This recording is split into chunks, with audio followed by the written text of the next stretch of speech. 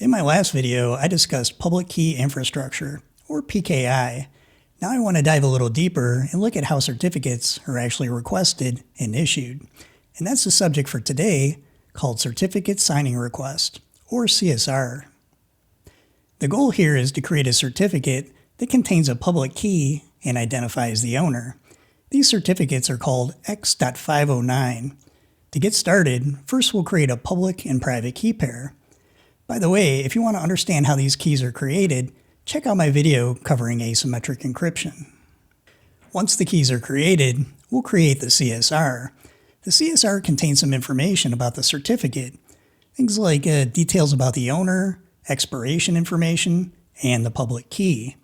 To verify the authenticity of this request, the CSR will be signed using the private key. This is called a signature. Now, the signature is kind of important, so let me explain that next. A signature is made up of two operations. First, a hash digest called a fingerprint. Then that fingerprint is encrypted using a private key to create the signature. Before I go further, I need to take a slight detour and talk about signatures and encryption. A public key is used to encrypt traffic for web requests, but with a signature, we use the private key to encrypt. So why do we use the public key to encrypt web traffic, but use the private key to encrypt a signature? In the case of web traffic, we want to allow anyone with a public key the ability to encrypt the traffic, but only a trusted server to be able to inspect the contents of the data. For a signature, it's the opposite. We want one entity to secure the signature with encryption, but we want anyone with a public key to be able to verify the signature's authenticity. Okay, getting back on track, let's use our certificate signing request to generate a certificate authority, also called a root CA cert.